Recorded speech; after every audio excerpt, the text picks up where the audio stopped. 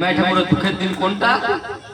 যেদিন ফুটে বসে থাকবে, জামবাটি নিয়ে ভাড়া আদায় করিবে, আর ফুটে যাওয়া লোকের সঙ্গে কেউ যাবে না, তোর বউ তোকে ঠেলি ঠেলি নিয়ে যাবে, বুঝলি? তুই সেই ঠেলা গাড়িতে যখন চাপবে তখন ওর ভগবানকে মনে পড়বে, আর তখন ওই ঠেলা গাড়িতে চেপে গাইবে সেই রাম নাম, সেই কৃষ্ণ নাম, সেই গান। কোন গান? ও গো হরে কৃষ্ণ হরে কৃষ্ণ।